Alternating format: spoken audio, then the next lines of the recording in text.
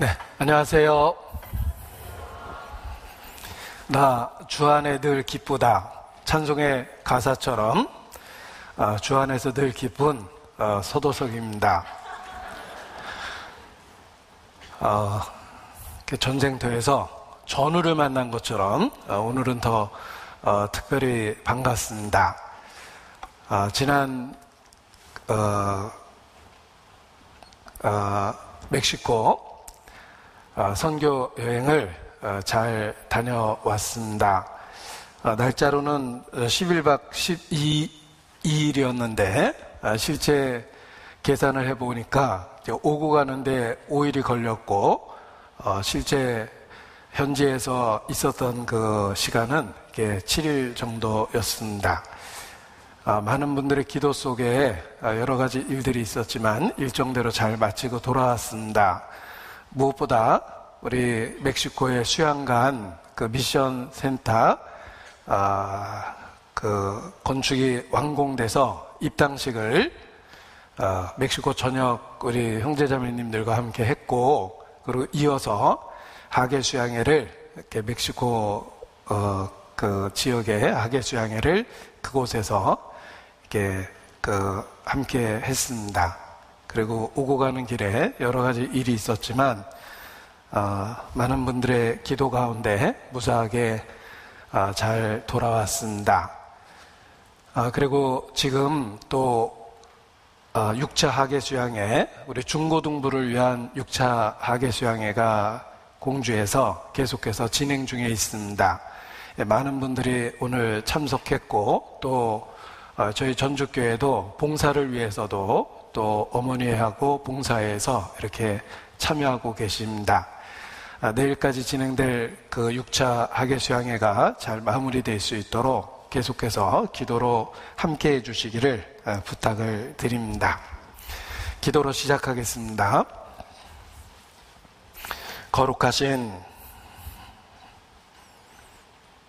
아버지 하나님, 아무 소망 없었던 저희를 그리스도 예수 안에서 불러주시고 예수님의 죽음과 부활을 통해 하나님의 자녀 삼아 주신 것 진심으로 감사를 드립니다. 또 오늘까지 우리의 영과 육을 보존해 주시고 주의 몸된 교회 안에서 보호받으며 양육받고 주님 안에서 살 수 있도록 붙잡아 주시는 것도 주님께 더욱 감사 찬양을 드립니다.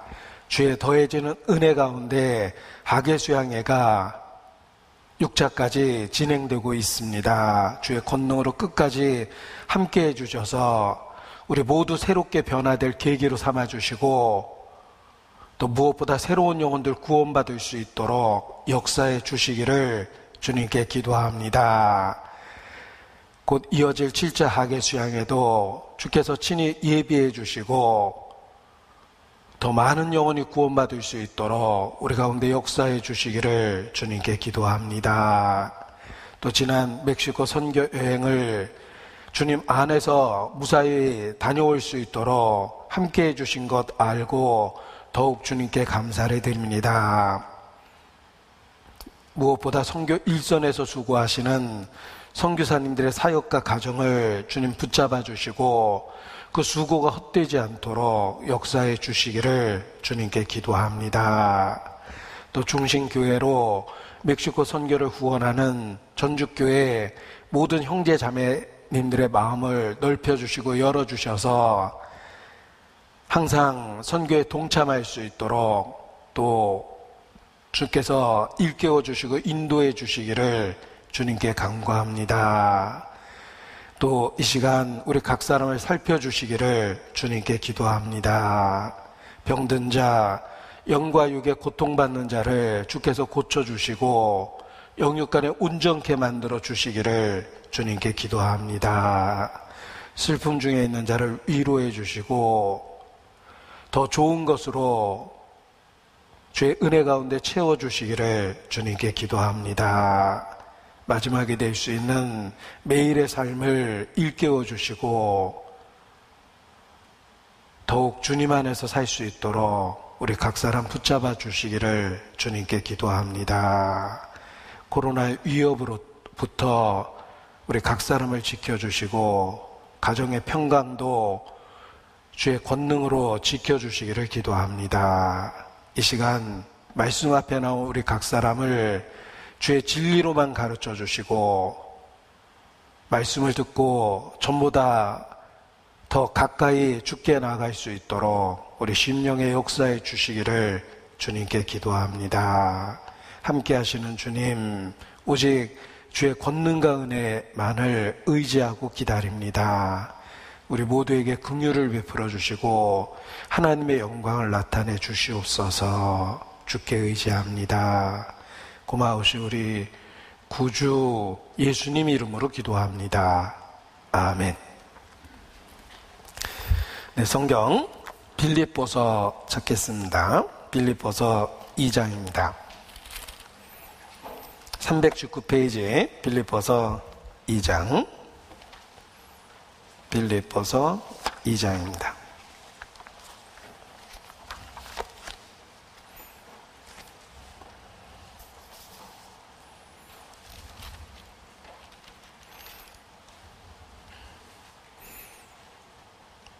빌립보서 2장 1절부터 제가 읽어드리겠습니다. 그러므로 그리스도 안에 무슨 권면이나 사랑의 무슨 위로나 성령의 무슨 교제나 긍휼이나 자비가 있거든 마음을 같이하여 같은 사랑을 가지고 뜻을 합하며 한 마음을 품어 아무 일에든지 다툼이나 허용으로 하지 말고 오직 겸손한 마음으로 각각 자기보다 남을 낮게 여기고 각각 자기 일을 돌아볼 뿐더러 또한 다른 사람들의 일을 돌아보아 나의 기쁨을 충만케 하라. 너희 안에 이 마음을 품으라. 곧 그리스도 예수의 마음이니 6절로 11절 말씀 6절로 11절 말씀을 제가 한 절 읽고 또 다 같이 한 절 읽고 해서 11절까지 읽겠습니다. 그는 근본 하나님의 본체시나 하나님과 동등됨을 취할 것으로 여기지 아니하시고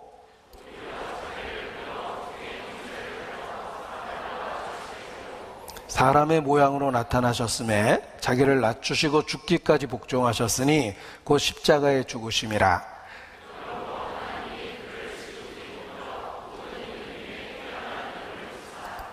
하늘에 있는 자들과 땅에 있는 자들과 땅 아래에 있는 자들로 모든 무릎을 예수의 이름에 꿇게 하시고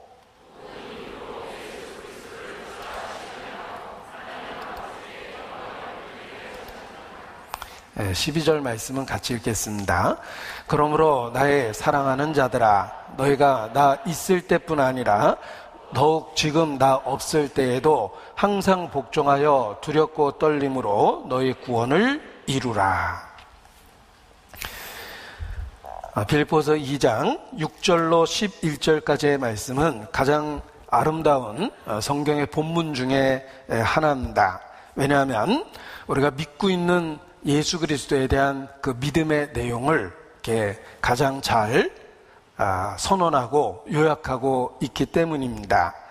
초대교회 이후 많은 성도들이 이 본문을 통해 무엇이 가장 근본적이고 중요한 진리인지를 일깨울 수 있었습니다. 그래서 전해지는 그 말에 의하면 이 본문 그 자체가 초대교회로부터 찬송시로 불려졌던 그 내용이다 라고 이야기를 합니다. 이 찬송시로 불려졌다는 것은 늘 새겨야 될 그 근본적인 진리를 이렇게 반복적으로 늘 일깨웠다는 것입니다. 그래서 운율이 있고 또 핵심적인 내용을 담고 있기 때문에 반복적으로 그들은 이 중요한 진리를 입에 달고 찬송으로 부르고 살았던 것입니다. 그만큼 우리가 믿는 예수 그리스도에 대한 그 신앙의 고백을 그 핵심적인 내용을 오늘 읽었던 이 본문 중에 2장 6절부터 11절까지의 내용이 그 핵심적인 내용을 잘 담고 있다는 것입니다. 이 본문이 있는 빌립보서는 빌립보 교회에게 준 바울의 편지입니다. 빌립보 교회는 유럽 전도의 시작이었습니다. 바울의 2차 전도 여행 중에 성경의 직접적인 계시를 통해서 빌립보 지역에 복음이 전해졌습니다. 바울은 처음에 아시아 쪽으로 복음을 전하려 하는 계획을 갖고 있었는데 성령께서 바울을 유럽 전도의 문을 열고 빌립보 지역으로 인도해 주셨던 것입니다. 그래서 유럽이 복음화되는 그 첫 시작이 빌립보라는 지역에서 시작된 것입니다. 바울의 2차 전도 여행 중에 바울의 사역의 결과로 빌립보 교회가 생겼습니다. 첫 열매는 자주장사 루디아라고 일컬어지는 그 자매에 의해서 이 빌립보 지역에 복음이 더 넓게 전해지게 됩니다. 그 이후 빌립보 교회는 계속해서 모임이 성장했고 뿐만 아니라 처음 복음을 전해주었던 바울과 지속적인 관계와 사귐을 갖고 있었습니다. 그래서 바울이 어디에 있든지 바울을 기도와 실질적인 후원으로 바울을 지원하고 있었습니다. 바울은 복음을 전한 그 연고로 감옥에 있었고 감옥에 있을 그때에 빌립보 성도들은 바울을 위로하고 필요한 것을 도와주었습니다. 바울은 그러한 그 빌립보 성도들에게 고마움을 표현하기 위해서 옥중에서 빌립보 성도들에게 편지를 기록했습니다. 그것이 지금 성경에 있는 빌립보서입니다. 그래서 옥중 서신이라고 일컬어지는 감옥에서 기록한 바울의 서신 중에 하나가 이 빌립보서입니다. 빌립보 성도들은 계속해서 바울의 사역에 참여하고 후원해 주었습니다. 바울은 그 감사를 표현하면서 이 빌립보 성도들을 기억하고 편지를 쓴 것입니다. 바울의 사역 내내 바울에게 큰 위로가 되고 힘이 되어준 교회가 바로 빌립보 교회입니다. 그리고 그와 대조적인 또 다른 교회를 생각해 보면 고린도 교회라고 이야기할 수 있습니다.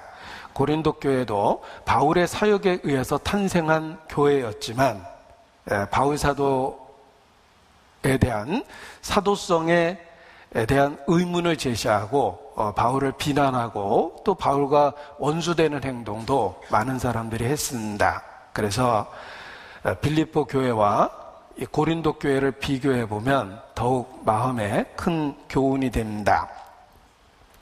이 복음의 역사 속에 우리 자신도 빌립보 교회의 성도처럼 그 역할을 할 수도 있고 또 고린도 교회의 성도처럼 오히려 바울에게 고통을 주고 슬픔을 주는 존재가 될 수도 있습니다.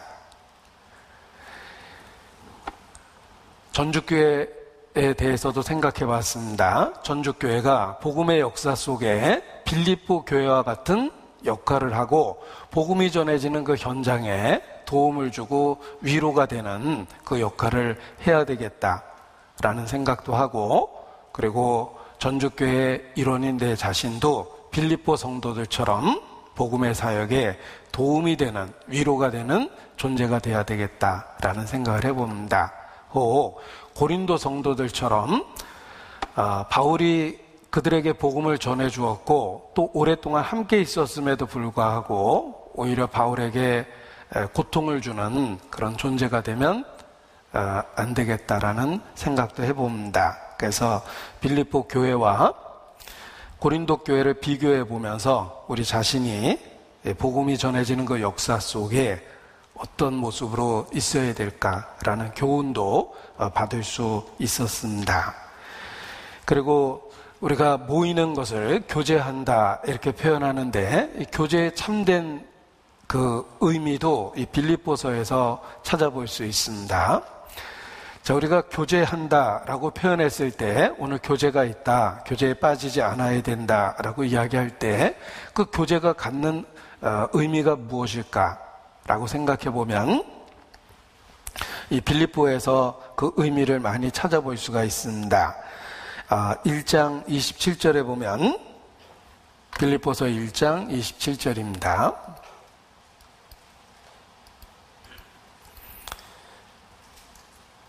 너희가 일심으로 서서 한 뜻으로 복음의 신앙을 위하여 협력하는 것과 우리가 교제한다라고 표현했을 때 그 구체적인 내용을 이 본문 속에서 생각해 볼 수 있습니다. 일심으로 서서 한 뜻으로 복음의 신앙을 위하여 협력하는 모습, 그것이 이 교제의 참 모습입니다. 복음의 신앙을 위하여 한 뜻으로 일심으로 협력하는 것입니다. 그것이 참된 교제의 모습임에 틀림이 없습니다. 지금 6차 학예 수양회가 진행 중에 있고 우리 중고등부 학생들이 말씀을 듣고 있습니다. 그 현장에 많은 교회가 봉사로 참여되어 있고 지금 전주교회 어머니회 또 봉사회 분들이 그 봉사에 또한 함께 참여되어 있습니다. 그것이 바로 참된 교제의 의미입니다. 복음의 신앙을 위하여 같은 마음으로 일심으로 협력하는 것입니다. 그것이 교제의 참된 모습임에 틀림이 없습니다. 그리고 그 교제의 또 이상적인 모습이 2장 1절부터 여기 표현되어 있습니다. 1절로 4절 말씀을 보면 우리가 교제한다 할 때 어떤 모습으로 교제를 해야 될까라고 했을 때 이 말씀이 우리에게 또한 지침이 됩니다. 그러므로 그리스도 안에 무슨 권면이나 사랑의 무슨 위로나 성령의 무슨 교제나 긍휼이나 자비가 있거든. 이 내용을 분석해 보면 5가지가 보입니다. 무슨 권면, 무슨 위로, 교제, 긍휼, 자비, 이런 것들이 교제를 구성하고 있는 모습일 겁니다. 그리고 마음을 같이하여 같은 사랑을 가지고 뜻을 합하여 한 마음을 품어. 이 4가지 표현을 썼는데 사실 똑같은 의미를 반복해서 강조한 것입니다. 마음을 같이한다, 같은 사랑을 가진다, 뜻을 합한다, 한 마음을 품는다. 이렇게 표현을 바꿔서 이렇게 하나가 돼서 한 마음으로 행해야 될 것을 일깨워 주셨습니다. 그리고 아무 일에든지 다툼이나 허용으로 하지 말고 오직 겸손한 마음으로 각각 자기보다 남을 낮게 여기고, 교만의 의미는 자신을 타인보다, 다른 사람보다 더 우월하게 낮게 여기는 것입니다. 그것이 교만의 정의입니다. 그리고 겸손의 표현은 다른 사람을 자기보다 더 낮게 여기는 것, 이것이 겸손의 의미일 것입니다. 그리고 각각 자기 일을 돌아볼 뿐더러 또한 각각 다른 사람들의 일을 돌아보아 나의 기쁨을 충만하게 하라. 자, 이렇게 1절부터 4절까지의 내용을 살펴보면 교제의 참된 의미를 더 이해해 볼 수가 있습니다. 우리가 교제한다라고 했을 때 복음의 신앙을 위해서 협력하는 것이고, 우리 각각 그 모든 구성원들은 이러한 마음을 갖고 한 마음으로 참여해야 되는 것입니다.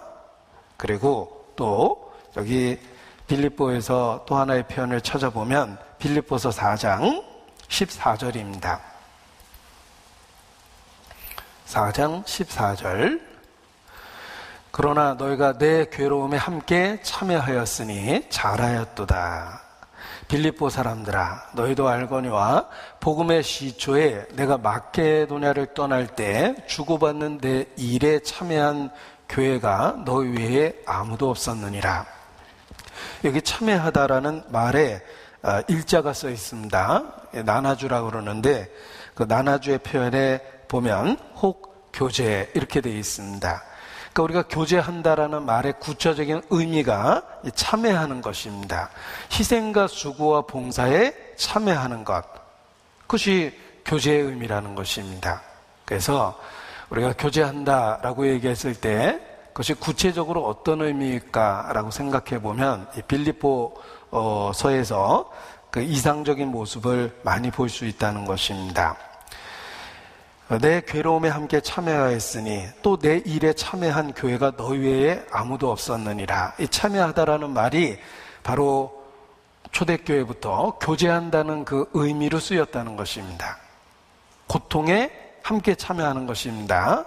봉사에 함께 참여하고 희생과 수고에 함께 참여하는 것, 그것이 참된 교제의 의미라는 것입니다. 그래서 성도의 3S가 있다. 불신자의 3S는 섹스, 스포츠, 스크린, 인생을 즐기는 것들, 이런 것들을 3S라고 이렇게 표현합니다. 그런데 성도의 3S는 say, show, share 이렇게 이야기합니다. say는 말하라. 그리스도에 대해서 증언하고 증거하는 것입니다. 전파하는 자가 없으면 들을 수 없기 때문에 그렇습니다. 그래서 say, 그리스도에 대해서 말하라 라는 뜻이고, 또 show, 단지 말만 할 뿐만 아니라 행동과 생활로 복음을 보여주어야 된다. 그래서 show, 보여줘야 된다라는 의미로 show라는 단어를 써봅니다. 예전에 쇼를 해라 뭐 이런 표현이 있었는데 보여달라는 뜻입니다. 우리의 신앙을 행동으로, 수고로, 또 양보와 희생으로 보여주어야 된다는 것입니다. 그리고 세 번째 S를 이야기할 때 share 이렇게 이야기합니다. 나누는 것입니다. 내게 있는 것들을 나누는 것입니다. 시간을 나누고 물질을 나누고 재능을 share, 나누는 것입니다. 그것이 그리스도인의 3S다 이렇게 강조하는데, 우리의 교제에는 이 3S가 있어야 됩니다. say, show, 그리고 share. 그 share라는 의미가 참여하는 것입니다. 어떤 희생에 함께 참여하는 것, 그래서 나의 것을 share, 나누는 것, 이것이 교제의 의미일 것입니다. 자, 나는 내 시간에 얼마를 쉐어하고 있습니까? 내 재능에 얼마를 쉐어하고 있습니까? 나의 물질에 얼마를 쉐어하고 있습니까? 우리가 그리스도인으로서 마땅히 복음이 전해지는 그 현장에 참여하는 것이 필요하고, 그것이 진정한 의미에서 교제한다 이런 의미입니다. 우리가 만나서 노닥노닥 거리는 것이 교제가 아닙니다. 어떤 분은 뭐 조모임 구역 모임에 어떤 교제 했냐고 그러니까 몰라, 광고하고 조회비가 없고 봉사회비가 없고 회비만 걷대 이렇게 얘기하는데, 그것이 교제의 의미는 아닐 것입니다. 교제의 참된 의미에는 이 쉐어가 들어있습니다. 참여하는 것. 그래서 우리가 그러한 의미를 알고 있기 때문에 여러 선교에 동참하고 또 복음이 전해지는 그 일을 위해서 수고와 봉사, 희생을 하고 있는 것입니다. 형제가 연합하여 동거함이 어찌 그리 선하고 아름다운고. 하나님 보시기에 선하고 아름다운 것이 바로 성도 간에 복음의 신앙을 위해서 이렇게 협력하고 수고하는 그 모습이 하나님 보시기에 선하고 아름다운 모습입니다. 그래서 우리가 교제의 참된 의미를 일깨우고 그런 이상적인 교제를 할 수 있도록 항상 살펴야 된다고 생각합니다. 이 초대교회의 파워가 그들이 모이기를 힘썼다라는 교제에 있습니다. 그리고 이 마지막 때를 살 수 있는 비결도 우리가 초대교회처럼 그 모이기를 힘쓰고 참된 교제를 실현하는 것 속에 우리가 이 마지막 시대의 신앙을 지키고 살 수 있는 비결이 있는 것입니다. 사도행전, 우리 빌립보서에는 표시하고 사도행전 2장 초대교회의 모습을 보겠습니다. 그들은 어떻게 교제했을까? 사도행전 2장 42절입니다. 사도행전 2장 42절 초대교회의 교제의 모습을 보십시오. 저희가 사도의 가르침을 받아, 가르침이 있었습니다. 사도의 가르침을 받아 서로 교제하며 떡을 떼며 기도하기를 전혀 힘쓰니라. 여기 44절, 믿는 사람이 다 함께 있어 모든 물건을 서로 통용하고 share, 자신에게 있는 걸 나눈 것입니다. 또 재산과 소유를 팔아 각 사람의 필요를 따라 나눠주고 날마다 마음을 같이하여 성전에 모이기를 힘쓰고 집에서 떡을 떼며 기쁨과 순전한 마음으로 음식을 먹고 하나님을 찬미하며 또 온 백성에게 칭송을 받으니 주께서 구원받는 사람을 날마다 더하게 하시니라. 자, 초대교회는 이상적인 교제의 모습을 갖고 있습니다. 그리고 하나님은 그것을 선하고 아름답게 보셨고 그리고 축복하셔서 날마다 새로 구원받는 사람을 더해 주셨습니다. 전주교회도 이상적인 교제의 모습을 추구해야 됩니다. 날마다 모이기를 힘쓰고 모이기를 피하는 그 어떤 사람들의 습관과 같이 하지 아니하고 그리고 여기에 기록된 모습처럼 복음을 위해서 자신의 것을 나누는 것입니다.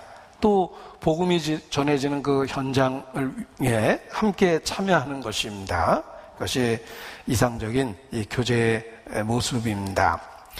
이렇게 이상적인 교제를 위해서 우리 모두 각각 반드시 가져야 될 마음이 있고 태도가 있습니다. 그것을 한마디로 그리스도 예수의 마음을 품으라고 이렇게 권면하고 있는 것입니다. 다시 빌립보서 보시겠습니다. 빌립보서 2장 5절입니다.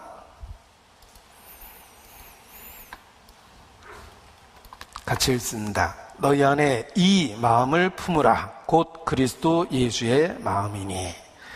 우리가 참된 교제를 실현하기 위해서 우리 각각 품어야 될 마음이 있습니다. 그것이 바로 그리스도 예수의 마음입니다.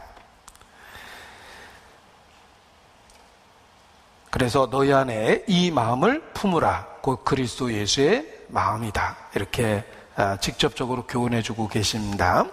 우리가 어떻게 권면과 위로와 긍휼과 자비와 교제를 하고 또 다툼이나 허용으로 하지 않고 겸손한 마음으로 다른 사람을 자기보다 더 낫게 여기고 그렇게 이상적인 교제를 할 수 있을까? 그것을 한마디로 표현하면 그리스도 예수의 마음을 품으라 이렇게 표현한 겁니다.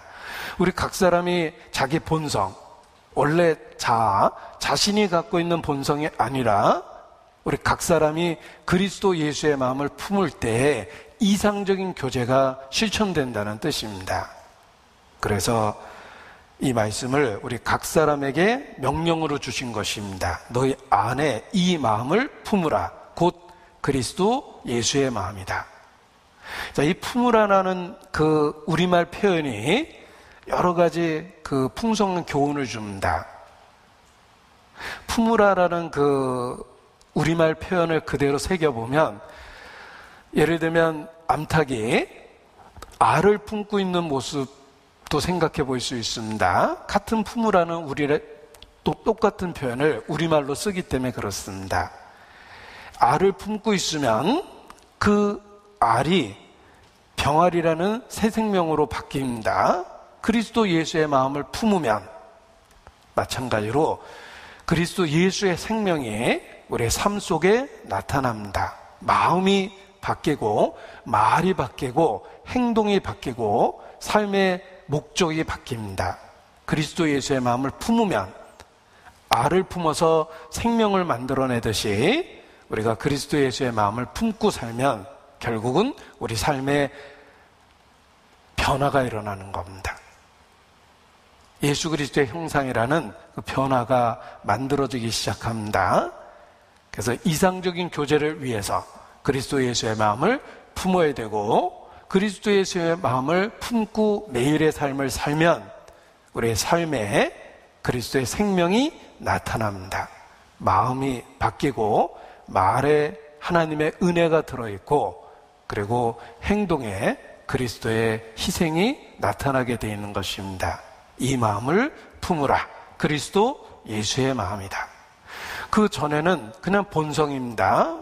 내 생긴 대로 내 모양대로 자기 주관대로 인생을 살았습니다. 우리는 다 양 같아서 그릇 행하여 각기 제 길로 갔거늘 자기 인생을 자기가 산 겁니다. 그런데 이제는 그리스도 예수의 마음을 품고 같은 목적을 위해서 살아야 된다는 것입니다. 그것이 성도의 삶입니다. 알을 품어서 생명을 만들듯이 그리스도 예수의 마음을 품으면 그리스도의 생명이 우리 삶 속에 나타나는 것입니다. 고린도후서 3장 18절입니다. 역시 본문에 표시하고 가겠습니다. 빌립보서에 표시하고 고린도후서 3장 18절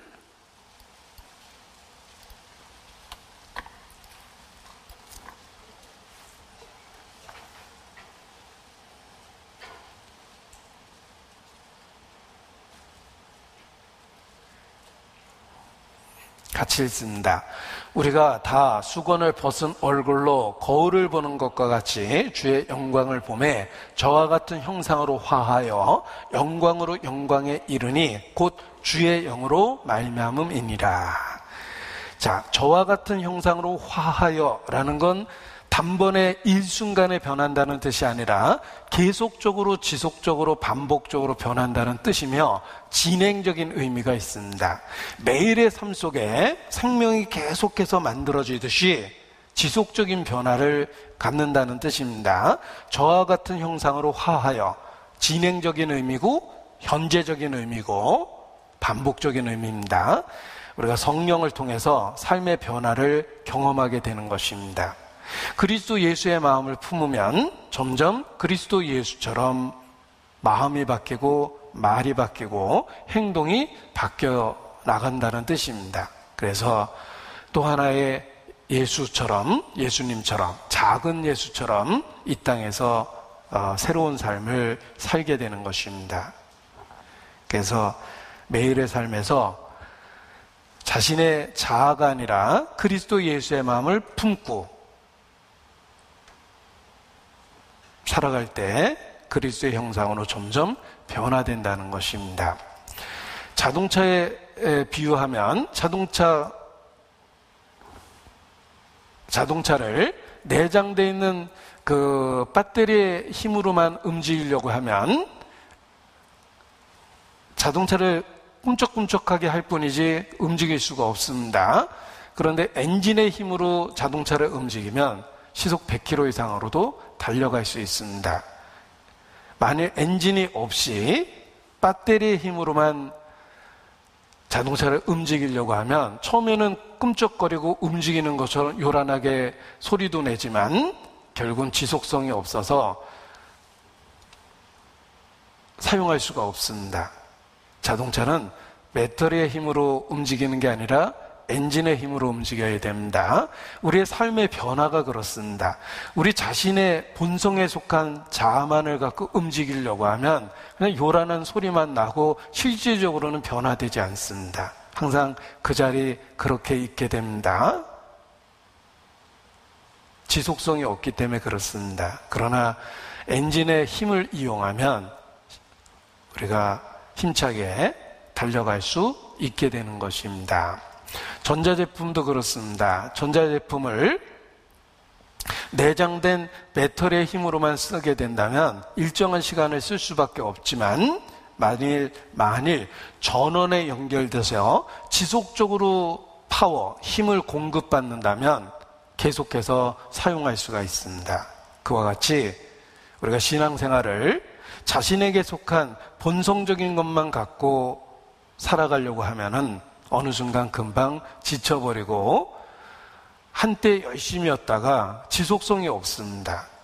그런데 성령의 공급하심을 따라 그리스도 예수의 마음을 품고 살게 되면은 지속적, 반복적, 진행적으로 변화되어 살 수 있다는 것입니다. 그래서 우리의 마음 중심에 그리스도 예수께서 있어야 되고 매일의 삶에 그리스도 예수의 마음을 품고 살아야 되는 것입니다. 그렇지 않고 자기에게 속한 자원만을 이용하고 태생적인 본성만을 갖고 신앙생활을 하면 지속적인 열심이 없습니다. 그냥 한때 반짝 움직이다가 금방 지쳐버려서 오랫동안 또 뒤처져 있습니다. 그래서 신앙생활의 비결은 하나님과 연결되는 것이며 그것이 성령의 교통하심입니다. 그 교통하심을 위해서 우리 쪽에서도 우리 마음에 그리스도 예수를 품고 살아야 되는 것입니다. 자, 마음에 그리스도 예수의 마음을 품는다라고 이야기할 때 구체적으로 표현해 보면 우리의 전인격적으로 우리의 갖고 있는 모든 것을 갖고 주님께 반응을 하는 겁니다. 자, 전인격적이라는 말을 썼는데 구체적으로 풀어보겠습니다. 우리에게 속한 모든 겁니다. 성경 표현으로 하면 마음을 다하고 목숨을 다하고 뜻을 다하고 성품을 다하고 힘을 다하는 겁니다. 이런 다양한 표현들이 지금 반복적이라고 느껴지죠. 마음을 다하고 목숨을 다하고 뜻을 다하고 성품을 다하고 힘을 다한다. 이게 전인격입니다. 우리에게 속한 모든 걸 갖고 주님께 반응을 하는 겁니다.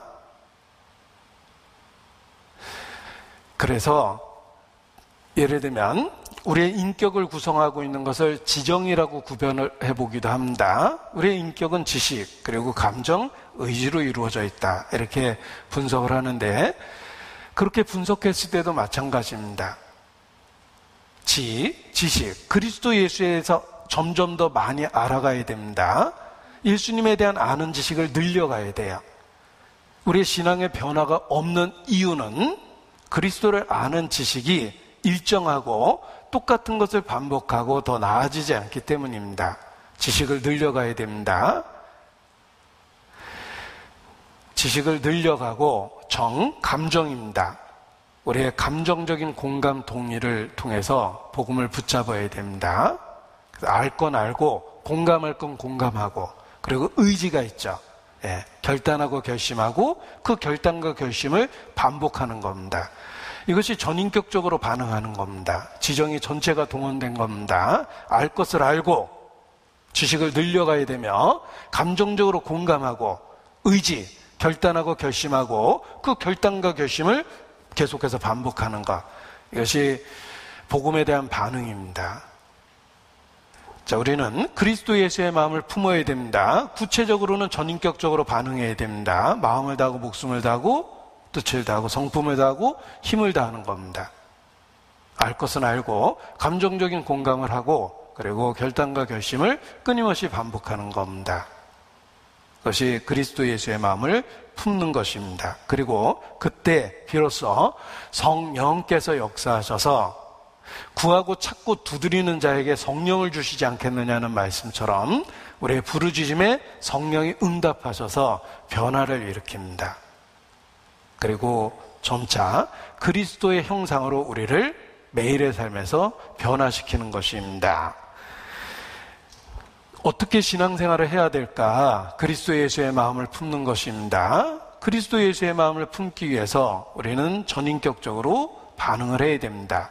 그리고 그것을 위해서 반드시 그리스도에 대한 핵심적인 내용을 알고 이해해야 됩니다. 그래서 여기 구체적으로 그리스도를 믿는 그 믿음의 내용을 요약해 놓은 겁니다. 이 요약해 놓은 내용이 초대교회의 찬송처럼 반복적으로 불리어졌다는 것입니다. 그는 근본 하나님의 본체시나 하나님과 동등됨을 취할 것으로 여기지 아니하시고 오히려 자기를 비워 종의 형체를 가져 사람들과 같이 되었고 사람의 모양으로 나타나셨음에 자기를 낮추시고 죽기까지 복종하셨으니 이는 곧 십자가의 죽으심이라. 이러한 표현은 초대교회로부터 늘 찬송으로 되풀이됐던 신앙 고백의 내용입니다. 핵심적인 내용입니다. 우리의 중심에도 그 핵심적인 진리가 있어야지만 성령께서 그 진리를 갖고 우리를 변화시키는 것입니다. 우리가 예수님을 믿는다라고 고백할 때 그 구체적인 내용이 무엇인지 알아야 됩니다. 그 구체적인 내용이 이 빌립보서 지금 본문에 잘 표현이 되어 있다는 것입니다. 예수님은 근본 하나님의 본체이십니다. 그런데 하나님과 동등됨을 여길 것으로 취하지 아니하시고 자기를 비워 종의 형체를 가져 사람들과 같이 되었고 사람의 모양으로 나타나셨습니다. 우리가 믿는 예수님에 대한 표현입니다. 한마디로 예수님은 육체를 갖고 이 땅에 오신 하나님이셨습니다. 그것을 이렇게 초대교회로부터 이런 구체적인 표현으로 고백을 한 겁니다. 예수님은 육체를 갖고 이 땅에 오신 하나님이십니다. 임마누엘입니다. 하나님이 우리와 함께 계시는 모습입니다. 그리고 그것에 대한 구체적인 표현이 여기 빌립보서의 찬송시로서 인용이 되어 있는 겁니다. 예수님은 하나님의 본체이십니다. 그는 근본 하나님의 본체이시나 하나님과 동등됨을 여길 것으로 취하지 아니하시고 오히려 자기를 비워 종의 형체를 가져 사람들과 같이 되었고 사람의 모양으로 나타나셨다. 그것이 바로 예수님이십니다. 그 예수님이 무슨 일을 하셨냐면 자기를 낮추시고 죽기까지 복종하셨으니 그 십자가에 죽으셨습니다. 이것이 예수님 믿는다는 것에 대한 구체적인 내용입니다. 초대교회로부터 고백됐던 구체적인 내용입니다. 그리고 성령께서는 이러한 진리의 그 의미를 우리 각 사람에게 적용시켜 줍니다. 그 진리를 각 사람에게 적용하면 우리를 위하여, 우리 죄를 위하여 우리들과 같이 되었고 종의 형상을 취하여 사람의 모양으로 나타나신 겁니다. 그리고 우리를 위하여 죽기까지 복종하셨으니 그 십자가에 죽으심이라. 자, 예수님은 육체를 갖고 나타난 하나님이시며 죽기까지 복종하셨습니다. 그것을 성령께서 해석해서 우리 마음에 가르쳐 주시면 우리를 위한 것이며 우리 죄를 위한 것이며 우리를 사랑하신 그 결과 그렇게 된 거다라는 걸 성령이 가르쳐 주시는 겁니다. 우리를 위해서 사람들과 같이 되었습니다. 우리를 사랑하셨기 때문에 사람들과 같이 되셨습니다. 성령께서 가르쳐 주신 거예요. 예수님은 죽기까지 복종하셨습니다. 곧 십자가에 죽으셨는데 성령께서 그 사실을 우리에게 우리를 위한 것이며 우리 죄를 위한 것이며 우리를 사랑하셨기 때문에 그렇게 했다는 걸 가르쳐 준 겁니다. 자, 하나님이 사람이 되셨다. 뭐 그러냐? 그럴 수 있지. 그런데 놀라운 사실이 있습니다. 우리를 위하여, 우리 죄를 위하여 우리를 사랑하사 사람이 되신 겁니다. 성령이 가르쳐 주신 거예요. 하나님이 사람이 되셨는데 십자가에 죽으셨다. 어떻게? 왜? 어떻게 그런 일이 있을까? 우리를 위하여, 우리 죄를 위하여 우리를 사랑하셨기 때문에 그렇게 하셨다고 성령이 가르쳐 주신 겁니다. 성령의 가르침을 따라 우리는 예수님에 대한 진리가 우리 자신과 관련이 있다는 것을 알았고 우리를 사랑하신다는 것에 대한 표현이라는 것을 비로소 깨닫게 된 겁니다. 하나님이 세상을 이처럼 사랑하사 독생자를 주셨으니, 자, 독생자를 주셨다는 건 그냥 사실입니다. 하나님이 육체를 갖고 이 땅에 오셨다는 뜻입니다. 그런데 왜 그렇게 하셨을까? 성령이 가르쳐 주십니다. 우리를 사랑하셨기 때문에 그렇게 하셨다는 것입니다. 그래서 예수님에 대한 그 진술, 그 교리가 나와 관련이 있다는 것을 성령이 알려주신 거예요. 나를 사랑하사 이 세상에 오셨구나. 사람의 모양으로. 하나님의 아들이라면 왜 십자가에 죽었어? 그렇게 의문을 갖고 살았습니다. 어느 날 성령께서 알려주셨습니다. 우리를 위하여, 우리 죄를 위하여 우리를 사랑하셨기 때문에 그렇게 십자가에 못 박히셨답니다. 그 예수님의 죽음의 의미를 성령이 우리 마음에 개인적으로 적용시켜주고 가르쳐준 겁니다. 성령이 오신 거예요. 그래서 예수님에 대한 진술 교리가 나와 관련이 있다는 것을 확실하게 알게 된 겁니다. 사도신경을 보십시오. 찬송가 표지에 있습니다. 사도신경 표지에 있죠. 찬송가.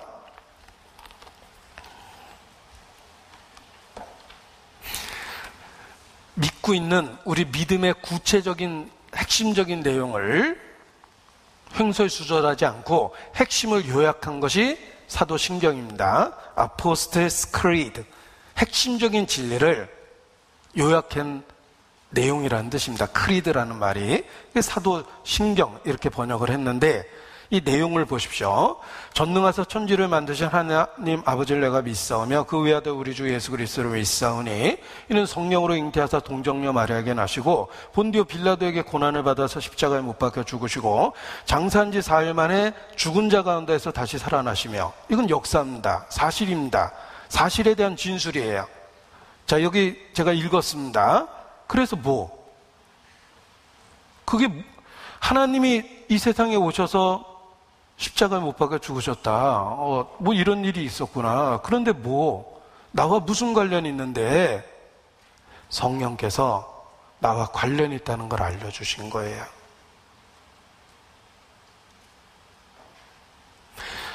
우리를 위하여, 우리 죄를 위하여 우리를 사랑하셨기 때문에 동정녀 마리아에게서 나셨고 본디오 빌라도에게 고난을 받으셨고 십자가에 못 박혀 죽으셨고 장사한 지 3일 만에 살아나셨고 우리를 위하여 하늘에 오르셨다. 그걸 성령이 가르쳐 준 거예요. 여러분, 사도신경 100번 1000번 읽어봐도 사실에 대한 진술입니다. 그래서 그런데 성령이 그 모든 그리스도의 사역이 우리를 위한 거라는 걸 알려주셨어요. 그래서 비로소 예수님과 관계와 사귐이 생긴 겁니다. 우리를 위하여, 이것이 성령이 우리 각 사람에게 적용시켜 주는 것입니다. 그래서 난생 처음 들었던 기독교 교리를 내가 들었을 때 구원을 받는 게 아니라 늘 들었던 이야기가 나와 관련이 있다는 걸 어느 날 알게 된 것입니다. 성령이 오셔서 나와 직접적인 관련 있는 사건이라는 걸 알려주신 거예요. 그래서 늘 들었던 이야기, 기독교 교리죠. 교회 다니면서 여기저기서 주워 들었던 이야기입니다. 파편적 부분적으로 많이 들었어요. 그런데 어느 날 성령이 오셔서 그 모든 것이 나를 위한 것이라는 걸 직접적으로 적용시켜 준 겁니다. 그리스도께서 십자가에 죽고 부활하신 사건이 우리를 위한 거라는 걸 알려주신 거예요. 그래서 성경대로 그리스도께서 우리를 위하여 죽고, 성경대로 그리스도께서 우리를 위하여 다시 살아나셨다. 이것이 복음입니다. 믿음이 없으면 그냥 사실입니다. 그런 일이 있었구나. 하나님이 사람이 되셨다. 왜 그러셨는지 모르겠지만 그럴 수 있겠지. 근데 왜 십자가에 죽고 그래? 응? 능력이 때문에.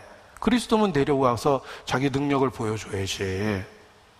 이런 식으로 생각했는데 성령이 오셔서 그 모든 그리스도와 관계된 것이 우리를 위한 것이며 우리를 사랑한 그 결과 이루어진 일이라는 걸 알려주신 것입니다. 그래서 믿을 수밖에 없게 된 거예요. 자, 우리는 이 그리스도 예수에 대한 내용을 정확하게 알고 있어야 됩니다. 그래야지만 우리 마음에 그 마음을 품는다라는 것, 그리스도 예수의 마음을 품고 산다는 게 어떤 것인지를 이렇게 구체적으로 알게 되는 겁니다. 성령이 이 그리스도의 사역이 우리 자신과 관련이 있었다는 것을 알려주셨습니다. 그리고 예수님에 대한 이러한 진술이 어떤 의미가 있는지를 우리가 더 구체적으로 알 때 그리스도 예수의 마음을 품고 변화될 수 있는 것입니다.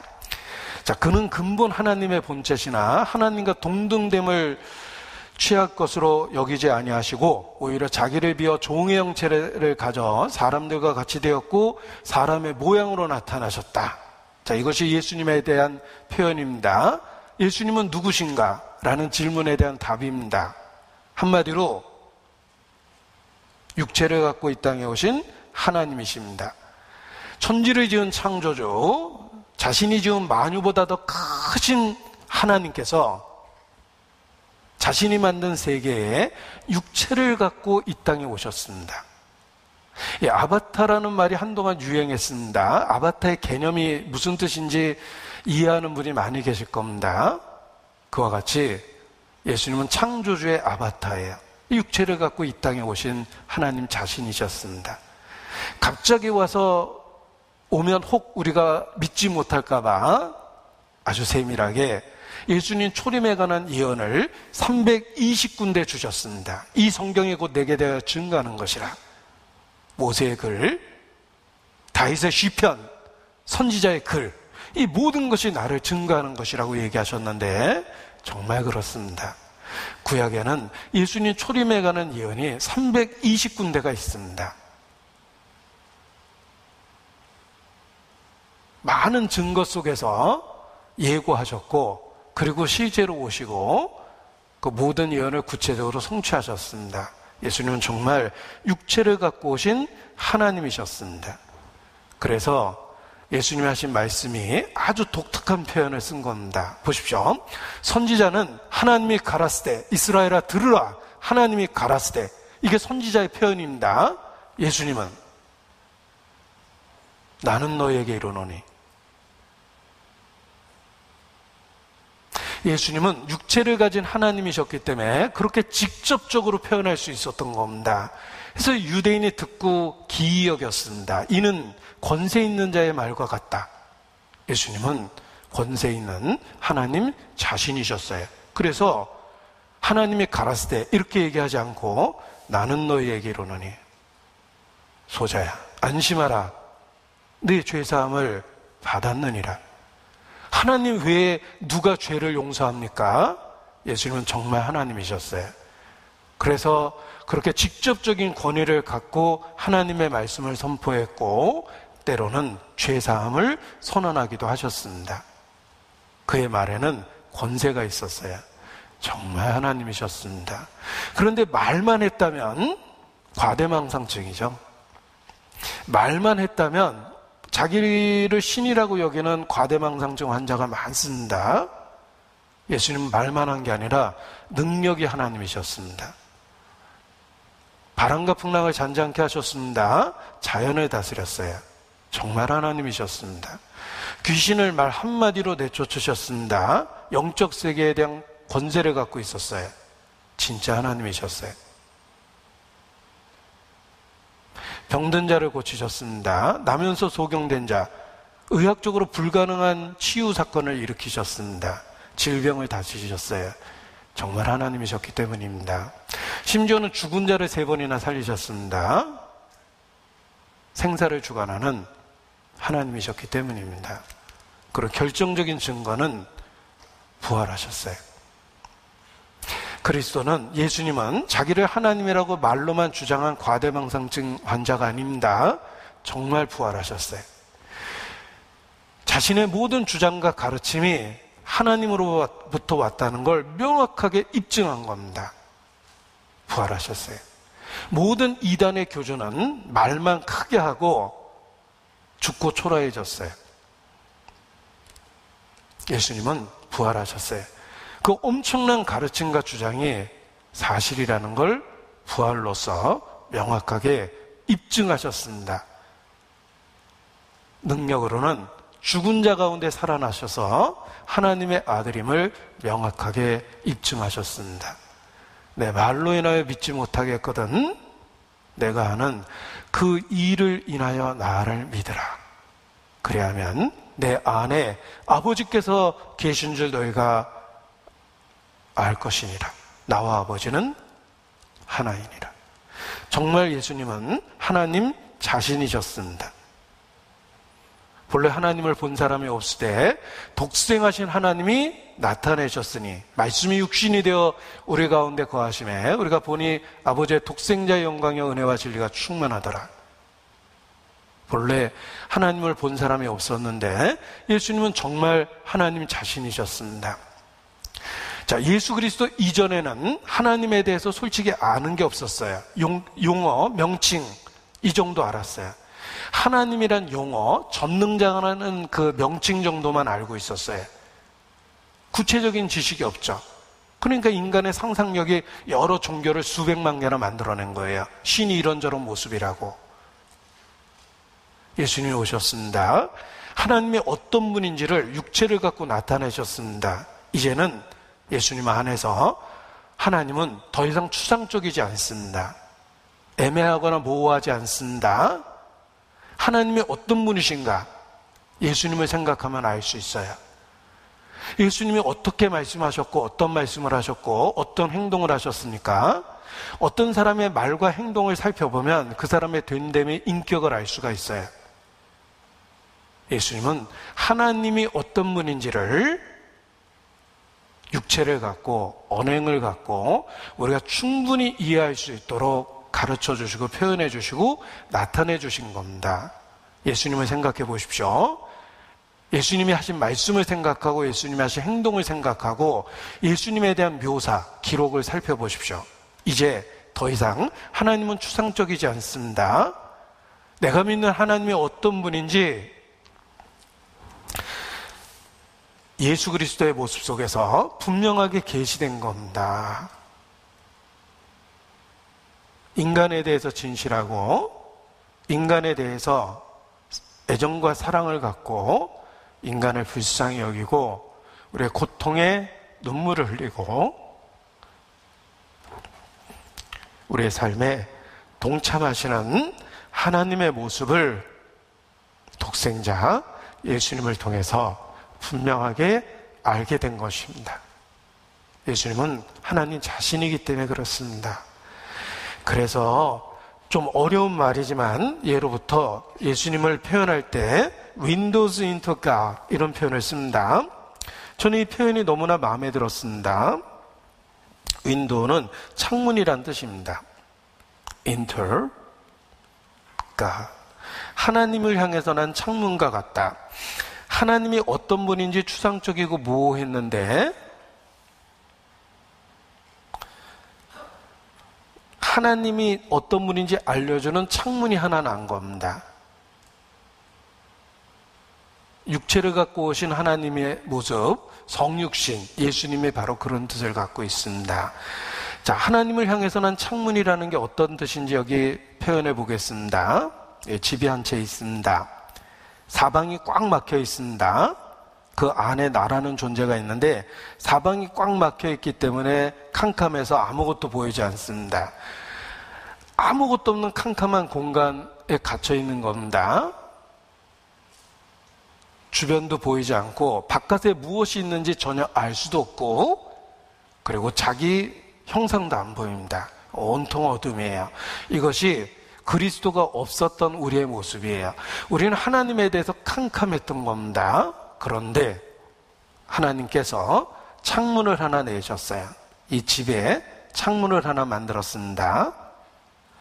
캄캄한 어둠 속에 있었던 이곳에 창문이 하나 생겼습니다. 창문이 생기니까 어둠이 사라지기 시작했습니다. 사람까지 사라지면 안 되니까 다시 그리겠습니다. 창문이 생기니까 어둠이 없어졌어요. 창문 때문에 빛이 들어옵니다.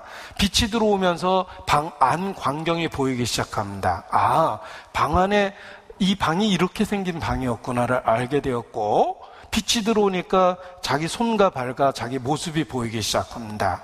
더 놀라운 건 창문을 통해서 드디어 바깥이 보이기 시작하는데 바깥을 보니까 아주 높은 산도 있고 아름다운 풀과 나무와 산천이 있고 강물이 있고 넓고 아름다운 세계가 보입니다. 모든 세계가 다 보이는 건 아닙니다. 창문을 통해서 보니까 일부가 보이는데 드디어 바깥이 보이는 거예요. 예수님은 하나님을 향해서 난 창문입니다. 예수님이 오시니까 창문이 생긴 거예요. 그래서 이 세상의 의미가 드러났고 사람이 무엇인지 왜 사람을 하나님의 형상으로 지었음에도 불구하고 고통과 슬픔 속에 있는지 그 여러 가지 정황과 이유를 알게 된 거예요. 세상의 의미를 알게 됐고 나라는 존재가 왜 세상에 있는지도 알게 됐고 이 세상에는 고통, 슬픔, 전쟁, 불행, 사건, 사고가 왜 있는지도 알게 됐어요. 그리고 하나님이 어떤 분인지 이제 예수님을 통해서 드러나기 시작한 겁니다. 이제 예수님 안에서 하나님은 추상적이거나 모호하거나 아니면 관념적 이론적인 존재가 아니라 살아계신 하나님이 된 겁니다. 정말 하나님은 살아계시고 인격적인 존재이며 어떤 분인지 알게 됐어요. 하나님이 진실하고 신실되며 인간에 대한 사랑과 열정을 갖고 있다는 걸 내가 어떻게 합니까? 예수님을 통해서 아는 거예요. 예수님의 모습을 보니까 하나님이 누군지가 분명하게 계시된 겁니다. 본래 하나님을 본 사람이 없을 때 독생하신 하나님께서 나타내셨느니라. 독생하신 하나님, 독생자입니다. 예수 그리스도께서 하나님을 분명하게 나타내 주셨어요. 그래서 예수님은 인간의 언어로 하나님을 이해할 수 있게 만들어 주신 분이에요. 그의 행동을 통해서 하나님이 어떤 분인지 우리로 하여금 체험할 수 있도록, 느낄 수 있도록, 맛볼 수 있도록 만들어 주신 분이 바로 예수님입니다. 예수님은 하나님 자신이십니다. 성경을 읽어보면 모든 본문이 예수님에게 집중되고 있다는 걸 깨닫습니다. 모든 성경은 그리스도를 증거하고 있기 때문에 그렇습니다. 예수님은 하나님 아들이고 천국문을 열었다고 주장하고 하나님 나라를 나의 나라라고 그랬고 하나님을 믿어야 된다는 말을 나를 믿으라는 말로 바꿔서 얘기하셨고 심지어는 하나님에 대한 사랑을 자기를 사랑하는 것이 하나님에 대한 사랑이라고까지 선언하셨어요. 누군데 그런 식으로 얘기할까? 육체를 가진 하나님 자신이셨습니다. 예수님을 아는 것이 하나님을 아는 거고 예수님을 믿는 것이 하나님을 믿는 것이고 예수님을 보고 있는 것이 하나님을 보고 있는 것이고 예수님을 공경하는 것이 하나님을 공경하는 것이며 예수님을 미워하면 하나님을 미워하는 것이며 예수님을 사랑하면 하나님을 사랑하는 것입니다. 왜냐하면 예수님은 하나님 자신이셔요. 그는 근본 하나님의 본체십니다. 단지 하나님과 동등됨을 여길 것으로 취하지 아니하시고 자기를 비워 사람들과 같이 되었고 사람의 모양으로 나타나셨어요. 사람을 위해서, 우리를 위해서, 우리 죄를 위해서, 우리에 대한 사랑을 나타내주기 위해서 기꺼이 사람이 되셨습니다. 그분이 바로 예수님입니다. 그런데 십자가에 죽기까지 복종하셨습니다. 그것은 우리를 위해서, 우리 죄를 해결하기 위한 방법이었기 때문에 그렇습니다. 예수님에 대해서 구체적으로 알게 되면서 우리는 그리스도 예수의 마음을 품게 되고 그리스도 예수를 닮아가게 되는 것입니다. 자, 예수님은 육체를 갖고 이 땅에 오신 하나님이시며 십자가에 죽기까지 순종하고 복종하셨습니다. 그리고 그 결과 하나님이 그러한 그리스도의 사역을 갖고 그리스도를 만왕의 왕으로 주와 구주로 세우셨습니다. 자, 빌립보서 2장 9절입니다. 빌립보서 2장 9절.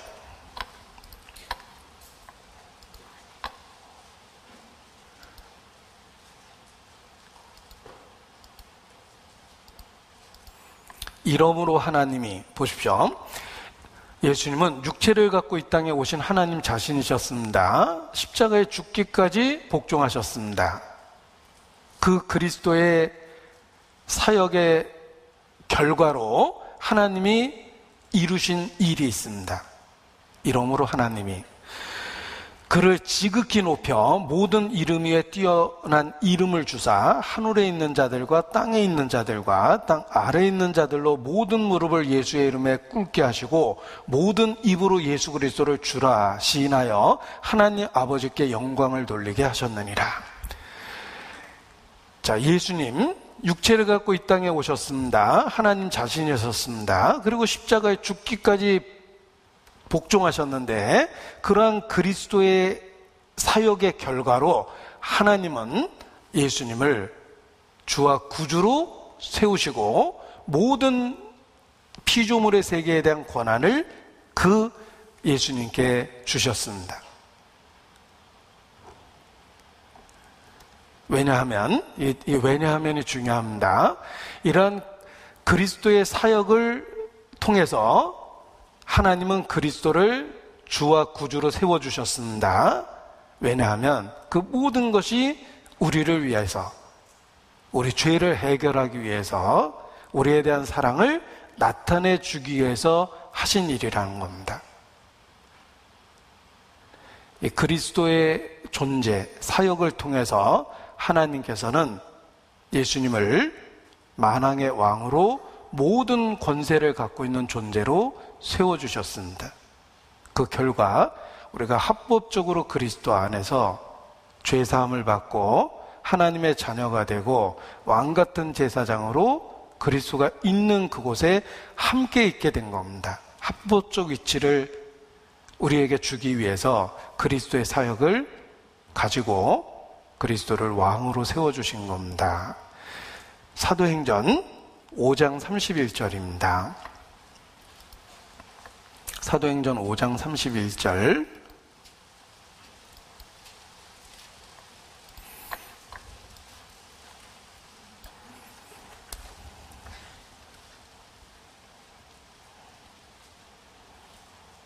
같이 읽습니다.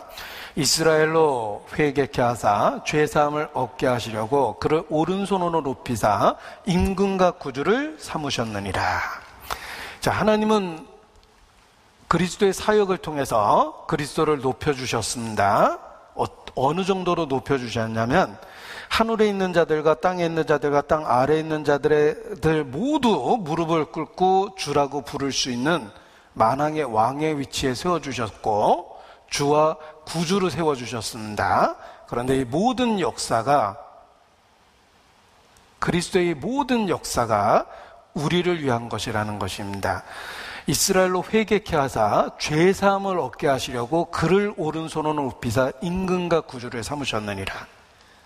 하나님이 육체를 갖고 이 땅에 오신 사건, 성육신 사건, 그리고 그가 십자가에 못 박힌 그 사건, 이것을 통해서 그리스도를 만왕의 왕으로 세우고 주와 구주로 세우셨는데, 왜냐하면 이 모든 일이 우리로 하여금 죄사함을 얻게 하기 위해서입니다. 자, 우리가 구원받았다는 말을 그냥 쉽게 표현하면 죄를 용서받은 거예요. forgiven. 죄를 용서받은 거예요. 구원을 받은 거다는 말이 죄를 용서받았다는 뜻입니다. 그래서 영어로는 다 수동태예요. 신적 수동태, 신에 의해서 다 받게 된 겁니다. I'm saved. 나는 구원을 받았어요. I am forgiven. 나는 죄를 용서받았어요. 그런데 이 죄 용서받았다는 이 사실이 그리스도라는 존재와 그의 사역에 의해서 하나님이 이룬 결과입니다. 인생을 향하여 놀랍고 기이한 일을 행하셨는데, 피조물인 죄인인 인간을 죄사함을 통해서 하나님의 영광에 들어가게 하신 겁니다. 그래서 이스라엘로 죄사함을 얻게 하시려고 그를 오른손으로 높이사 임금과 구주를 삼으셨다. 예수님의 모든 사역이 우리에게 죄사함이라는 선물을 통해서 우리를 자녀로 삼기 위해서 예수님의 모든 사역이 이루어졌다는 것입니다. 구약의 창조주의 이름이 여호와입니다. 하나님의 기념 칭호입니다. 그런데 여호와, 나는 여호와라. 그 다음에 많이 붙어있는 말이 있습니다. 나는 여호와라. 나 외에 구원자가 없느니라. 여호와, 창조주의 기념 호칭입니다. 그분이 구원자가 된 거예요.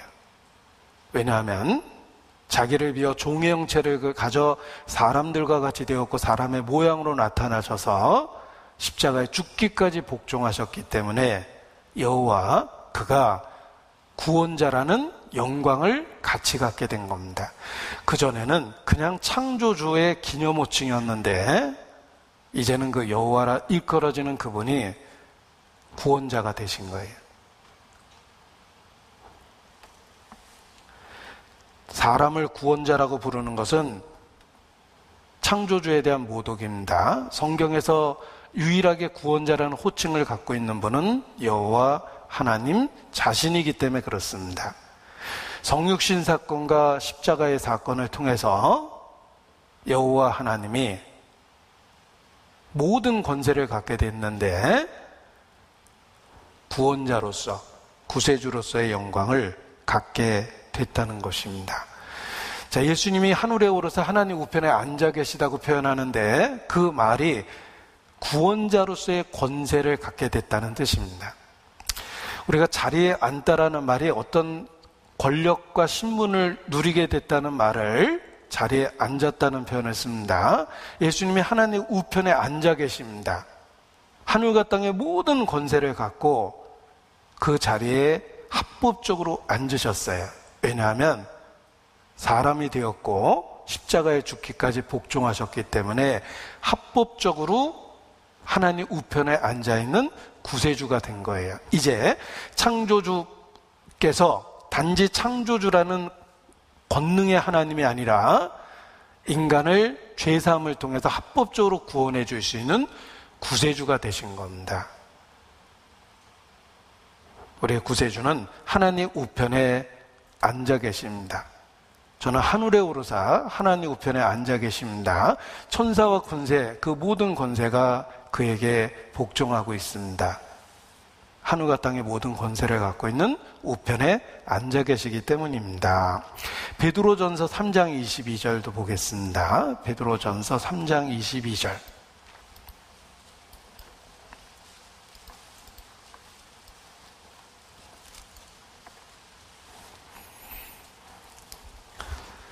같이 읽습니다. 저는 하늘에 오르사 하나님 우편에 계시니 천사들과 권세들과 능력들이 저에게 순복하느니라. 자, 우리 사도신경 외울 때 하늘에 오르사 전능하신 하나님 우편에 앉아 계시다가 저리로서 산자 죽은 자를 심판하러 오시리라 이렇게 고백을 하는데, 하나님 우편에 앉아 있다는 말이 무슨 뜻일까? 구세주로서의 합법적인 권능을 갖고 그 위치에 앉아 계시다는 뜻입니다. 그래서 그 결과 천사들과 권세들과 능력들이 저에게 순복합니다. 예수님을 만왕의 왕으로 모든 피조물의 세계의 머리로 합법적으로 세워주신 거예요. 그것이 예수님이 하나님 우편에 앉아 계시다는 뜻입니다. 그 자리에 앉다가 권력과 권세를 갖게 됐다는 뜻이며, 모든 권력을 통제할 수 있는 합법적 위치에 계시기 때문에 우리를 합법적으로 구원해 주실 수 있고, 그 합법적으로 구원해 주시는 방법이 바로 대속의 사건인 십자가입니다. 하나님 우편에 앉아있다라는 말이 1541년 제네바 교회 교리문답서에 나옵니다. 제가 1541년 제네바 이렇게 이야기했는데 1517년 종교개혁이 독일에서 있었습니다. 그 시대에 같은 성경으로 돌아가자라는 오직 성경으로라는 개혁운동이 독일과 제네바 스위스 쪽에서 있었습니다. 그때 핵심이 무엇인지 진리를 요약했는데 그 1541년 제네바 교리문답서에 있습니다. 이렇게 나옵니다. 당신은 예수님이 하나님 오른편에 앉아 있다는 말이 무슨 뜻이라고 생각하십니까? 교리문답서에 있어요. 당신은 예수께서 하나님 우편에 앉아 있다는 말이 무슨 뜻이라고 생각하십니까? 그렇게 물어보면 모범 답안입니다. 이 말씀은 아버지께서 만물을 다스리도록 하늘과 땅의 모든 권세를 예수님에게 주셨다는 것을 의미합니다. 이게 답이에요. 예수님은 하늘과 땅의 모든 권세를 갖고 계십니다. 하나님 우편에 앉아 계세요. 그래서 천사들이나 권세들이나 능력들이 저에게 순복하며 하늘에 있는 것과 땅에 있는 것과 땅 아래에 있는 모든 것들이 예수께 무릎을 꿇고 주로서 고백을 합니다. 예수님은 싸움을 통해서 승리한 왕과 같이 그 모든 걸 누리고 계세요. 십자가의 사역을 통해서 그 위치에 오르신 거예요. 여호와께서 단지 전능자의 역할이 아니라 구원자로서의 합당한 호칭을 갖게 된 겁니다. 그래서 부활하신 예수님이 제자들에게 이렇게 이야기합니다. 이제 하늘과 땅의 모든 권세를 내게 주셨으니 너희는 모든 족속으로 제자를 삼아 내가 너에게 분반 모든 것을 가르쳐 지키게 하라. 하늘과 땅의 모든 권세를 내게 주셨으니 합법적으로 예수님은 만왕의 왕이 되신 거예요. 십자가의 사역을 통해서. 지금도 하나님 우편에 앉아 계십니다. 시편 2편입니다. 시편 2편.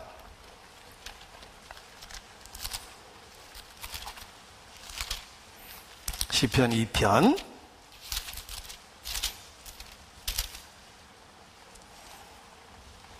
6절입니다. 시편 2편 6절 같이 읽습니다. 내가 나의 왕을 내 거룩한 산 시온에 세웠다 하시리로다. 그리스도의 사역이 완성돼서 합법적으로 그 위치와 권한을 갖게 될 것을 예언하셨습니다. 내가 내 왕을 내 거룩한 산 시온에 세웠다. 인자가 권능자의 우편에 앉은 것, 그가 구름을 타고 오는 것을 너희가 보리라. 제자들에게 하신 말씀입니다. 권능의 우편에 앉은 것 너희가 보리라 그랬는데 우리의 구주는 권능의 우편에 앉아 계십니다. 승리자로, 정복을 한 승리자로 왕권을 갖고 모든 피조물에 대한 통치권을 갖고 거기 앉아 계십니다. 그분이 우리의 구세주입니다.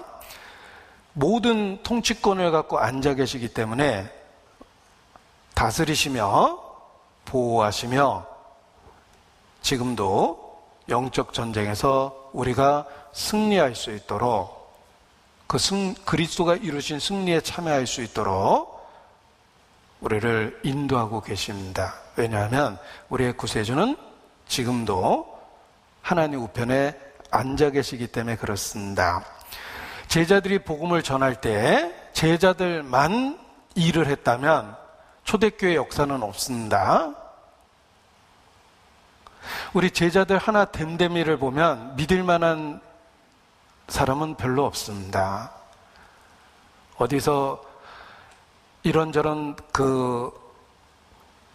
패배자들을 모아놓은 것처럼 오합지졸의 모습을 갖고 있습니다.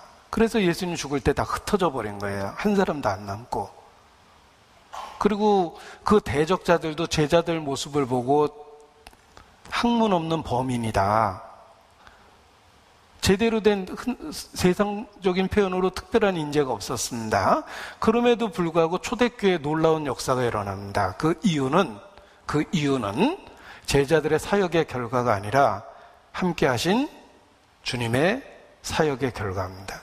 주님은 하나님 우편에 앉아 계시기 때문에 땅에서 주님의 일을 하고 있는 그들과 함께 역사할 수 있는 합법적인 위치에 있으셨습니다. 그래서 초대교회 역사가 일어난 겁니다. 마가복음 16장입니다. 마가복음 16장.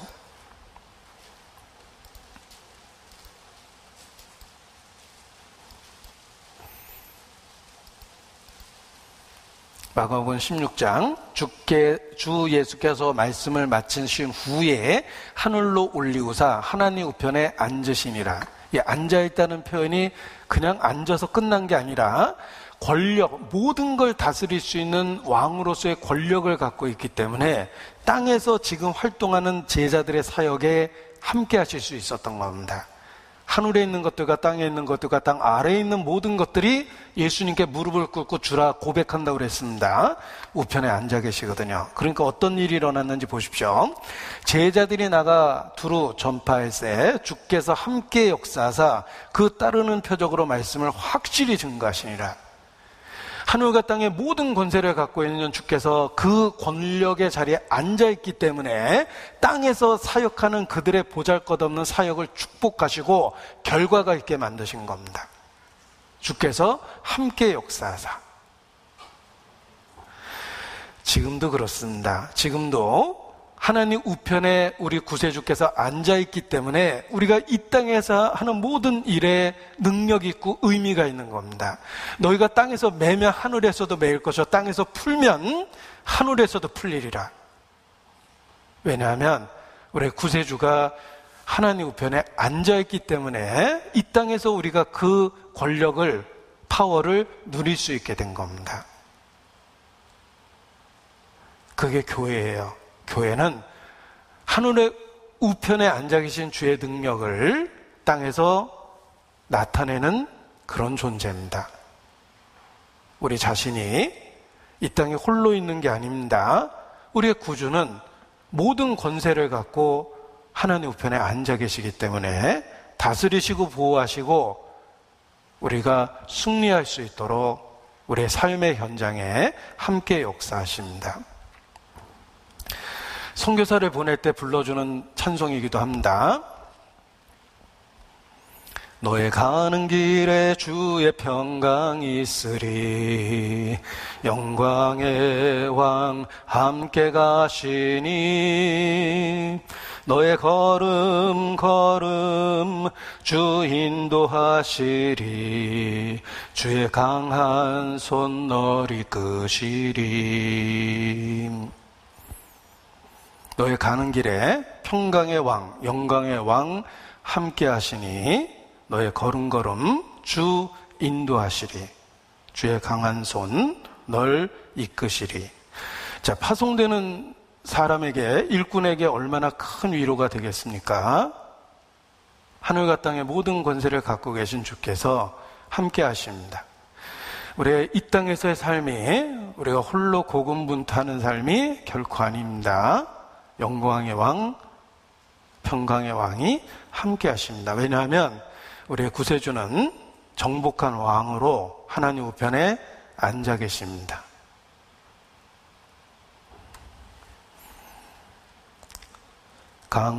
강하고 담대하라 세상 이기신 주를 함께 너와 동행하시며 내게 새 힘을 주시리. 강하고 담대하라. 세상에 계신 주 늘 함께 하신다는 걸 일깨우는 그런 내용입니다. 주님은 정복한 왕으로 다스리고 계십니다. 모든 권세를 갖고 있는 하나님 우편에 앉아 계시기 때문에 그렇습니다. 그가 다스리는, 직접적으로 다스리는 그의 나라가 우리 자신입니다. 크리스찬, 주를 믿는 성도로서 우리 자신이 주님이 다스리는 나라입니다.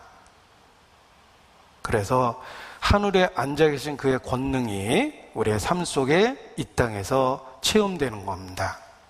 우리가 그의 나라라는 사실을 늘 일깨우셔야 됩니다. 베드로 전서 2장 9절입니다. 우리 자신이 그의 나라입니다. 베드로 전서 2장 9절. 여기 아주 익숙한 말씀이 보이시죠? 오직 너희는 택하신 족속이요 왕같은 제사장들이요 거룩한 나라요 그의 소유된 백성이니. 우리가 그의 나라입니다. 이는 너희를 어두운 데서 불러내서 그의 기이한 빛에 들어가게 하신 자의 아름다운 덕을 선전하게 하려 하심이라. 정복한 왕으로 주님은 하나님 우편에 앉아 계시고 다스리고 통치하시는데 그 대상이 바로 우리 자신이에요. 우리가 그에게 속한 우리가 그의 나라입니다. 그래서 우리 인생 속에 다스리시는 주님을 삶에서 체험하는 겁니다. 우리 자신이 그의 나라입니다.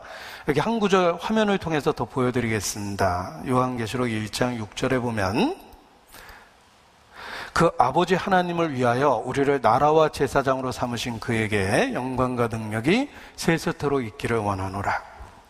우리 자신이 그의 나라입니다.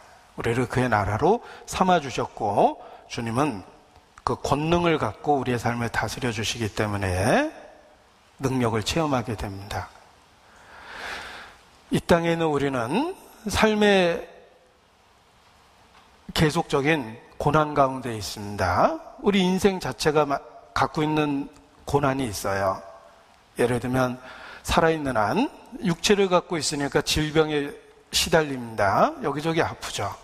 그리고 생로병사라는 말처럼 우리는 늙어갑니다. 약해지고 있어요. 우리는 이 땅에 있기 때문에 생로병사, 아프고 병듭니다. 그리고 얼굴에 땀이 흘러야 식물을 먹는다는 말씀으로 우리는 늘 경제적인 필요를 채우기 위해서 부지런히 움직여야 돼요. 땀을 흘리는 자가 식물을 먹는다는 것이 이 세상의 법칙입니다. 그러니까 힘든 노동, 뭔가 육체를 사용해야 된다는 일을 해야 될 의무에 시달립니다. 그리고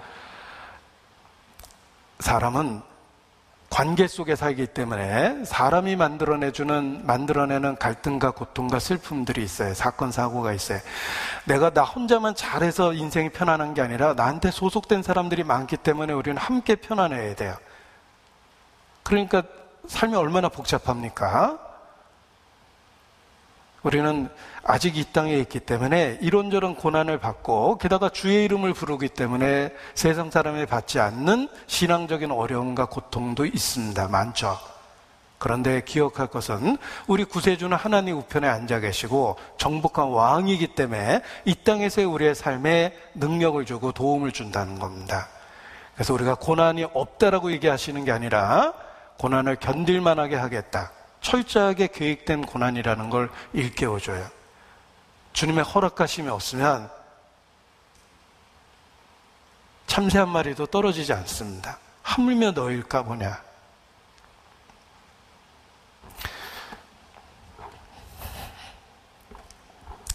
그리고 감당치 못할 때는 피할 길을 주시고 능히 감당하게 하시겠다고 약속해 주셨고, 우리가 겪고 있는 어려움은 반드시 유익이 될 거라는 보증을 주십니다. 왜냐하면 그 모든 걸 통제할 수 있는 능력을 우리의 구주께서 갖고 계셔요. 하나님 우편에 앉아 계시기 때문에 그렇습니다. 우리에게 혹 어려움을 줬다면 그만한 이유가 틀림없이 있는 겁니다. 자, 아주 감동적인 그 이야기를 들었는데 평생 기억하고 있습니다. 어느 선교사가 선교지에서 이렇게 애완용 원숭이를 하나 키웠는데 너무 귀엽고 이쁘고 사랑스럽게 굴어서 거기에 정을 주고 지냈는데, 그 원숭이가 단점은 이렇게 목 부분을 만지려고 그러면 대부분의 짐승들은 목을 만지면 이렇게 좋아하는데 아주 히스테릭한 반응을 보이고 사납게 반응을 했답니다. 얘가 왜 그럴까라고 어느 날 잘 살펴보니까 그 전 주인이 원숭이 목에 원숭이를 통제하려고 철사로 이렇게 그 목을 감았답니다. 그래서 이렇게 끌고 다녔는데 성장하다 보니까 그 목에 감긴 철심이 점점 목을 파고 들어가서 엄청난 통증을 만들어내니까 히스테릭한 반응을 했답니다. 그걸 발견하고 그 원숭이 목에 있는 철끈을 제거해 주려고 시도했는데 손을 댈 때마다 아주 거칠게 반응을 했답니다. 그럼에도 불구하고 원숭이를 강제로 제압해서 결국은 철심을 제거해 줬습니다.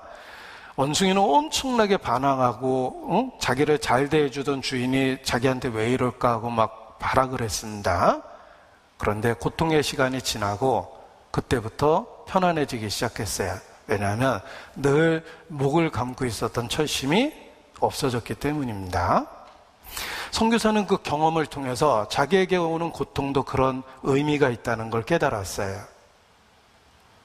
하나님 우편에 앉아 계시는 구세주께서 모든 권세를 갖고 있고 다스림에도 불구하고 우리에게 고통을 주실 때에는 틀림없이 뭔가 유익이 있을 것이다 라는 확신을 하게 됐답니다. 자, 우리는 독생자를 주셨다는 사실을 믿습니다. 엄청난 사실을 믿는 거잖아요. 그렇다면 우리의 일상에도 선하신 주님 뜻이 틀림없이 있습니다. 내가 겪을 때는 그것을 잘 모르고 있을 뿐입니다. 반드시 유의되도록 우리를 인도해 주십니다. 제가 힘들 때마다 이렇게 개인적으로 스스로를 위로하기 위해서 부르는 찬송입니다. 가사를 잘 생각해 봐 주세요. 아침 안개 눈앞 가리듯 나의 약한 믿음 의심 쌓일 때 부드럽게 다가온 주의 음성 내가 너를 사랑하노라 외로움과 방황 속에서 길을 잃고 헤매일 때 위로하시는 주님 나를 도우사 상한 나의 마음 감싸주시네 십자가의 보혈로서 주의 크신 사랑 알게 하셨네 주님께 감사하리라 언제나 주님께 감사해 아침 안개 눈앞 가리듯 나의 약한 믿음 의심 쌓일 때 부드럽게 다가온 주의 음성 내가 너를 사랑하노라 우리는 독생자를 주셨다는 사실을 믿습니다. 이미 충분하게 우리에게 사랑을 입증하셨기 때문에 이 땅에서 겪고 있는 여러 가지 이해할 수 없는 일들을 이해는 못하지만 그리스도인은 믿을 수는 있는 겁니다. 그래서 언제나 주님께 감사해 하고 고백할 수 있다라고 생각합니다. 자, 주님은 왕이시기 때문에 하나님 우편에 앉아 계십니다. 다스리시고 그리고 구체적으로 우리의 삶을 보호하고 인도하십니다. 다니엘의 세 친구를 생각해 보십시오. 사드락, 메삭, 아벳느고 풀무불에 던져졌습니다. 얼핏 생각하면 그 전에 구원해 주셨으면 좋았을 텐데 이미 풀무불에 던져졌습니다. 그런데 그 풀무불 속에서 3명을 던졌는데 4명이 왔다 갔다 했고 한 사람은 하나님의 아들과 같다라고 이렇게 기록되어 있습니다.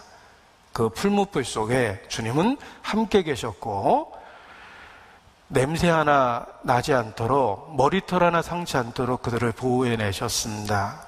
그것은 다니엘의 세 친구에게만 해당되는 게 아닙니다. 우리의 이 땅에서의 삶은 어떤 의미에서 풀무불에 던져진 것과 같습니다. 그럼에도 불구하고 주님은 3사람이 있는데 4사람이 왔다 갔다 했던 것처럼 주님은 그 가운데 정말 함께 하십니다. 그리고 놀라운 것은 풀무불 속에서도 기적적으로 보호하셨습니다. 지금도 그렇습니다. 우리가 천성에 이르렀을 때 변함없이 주님에 대한 신앙을 고백하고 찬송하고 있을 것입니다.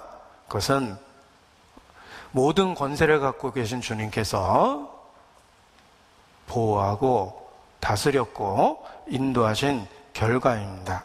그리고 우리의 매일의 전쟁, 신앙의 전쟁에서 우리 구주는 승리하신 왕이시기 때문에 우리를 매일의 전쟁에서 순종하게 하십니다. 승리하게 하십니다. 주님이 승리하셨기 때문에 담대하라. 내가 세상을 이기었노라. 그 승리에 참여할 수 있게 만들어주는 겁니다. 우리의 구세주는 하나님 우편에 앉아 계신 분입니다. 하늘에 있는 것들과 땅에 있는 것들과 땅 아래에 있는 모든 것들을 다스릴 수 있는 초월적인 다스림을 할 수 있는 왕이십니다. 그분을 알고 또 알아갈수록 우리의 매일의 삶에 변화가 생깁니다.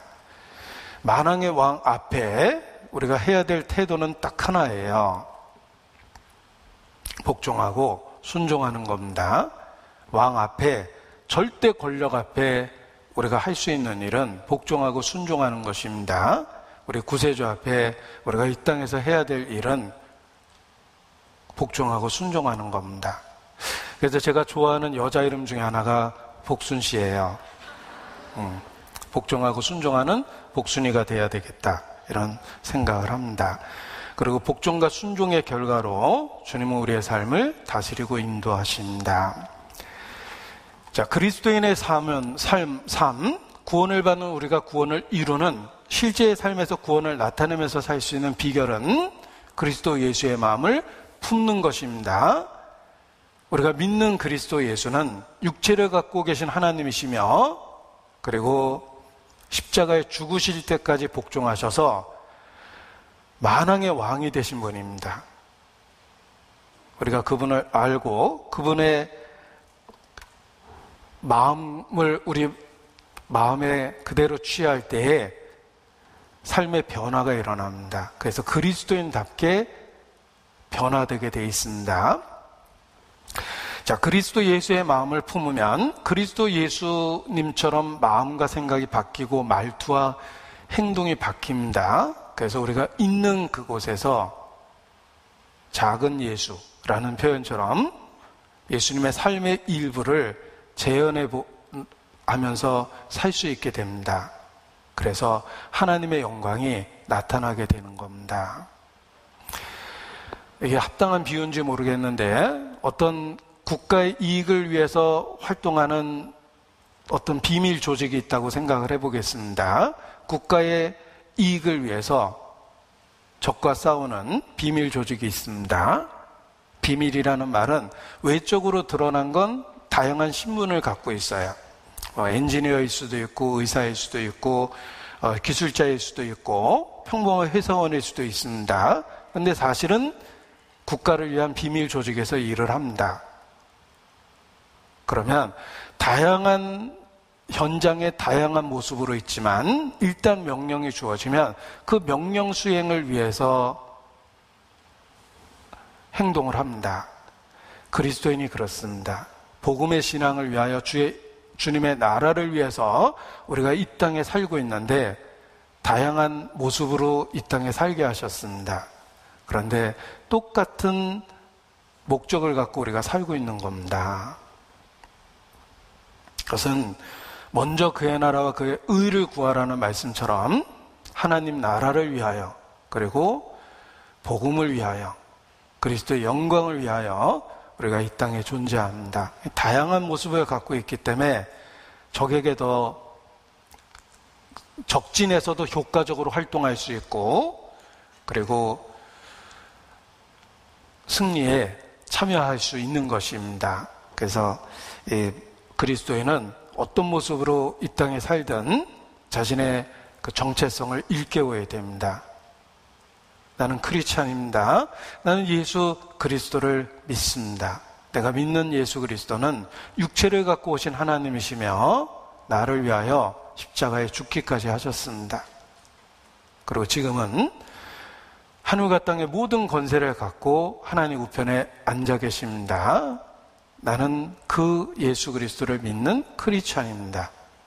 이 땅에서 내 본성, 내 자아는 따로 있지만 나는 매일의 삶에서 그리스도 예수의 마음을 취하고, 예수님이라면 이 땅에서 이러한 경우에 어떻게 사셨을까를 생각하고 매일의 삶을 결정하고 살아야 됩니다. 그리고 잠시 후에 주님께서 우리를 불러주시고 그날 아침 우리 모두를 위로해 주시며, 그리고 약속한 그 나라에 우리를 능히 들어가게 하실 것입니다. 기도하시겠습니다. 거룩하신 아버지 하나님, 우리의 초라함과 연약함을 고백하고 오직 주님께서 주신 약속의 말씀을 붙잡고 주님께 모든 것을 의지합니다. 항상 믿음 안에서 생각하고 삶을 살아갈 수 있도록 주님 붙잡아 주시기를 기도합니다. 그리스도 예수의 마음을 품고 그리스도 예수의 나라를 위해서 이 땅에서 살 수 있도록 우리의 삶을 다스려 주시옵소서. 또 무엇보다 우리에게 주신 소중한 가족, 친척, 지인들, 그 영혼을 주께로 인도하는데 우리의 삶을 사용해 주시기를 주님께 기도합니다. 주께 의지합니다. 저희를 사랑하시고 구원해 주신 예수님의 이름으로 기도합니다. 아멘.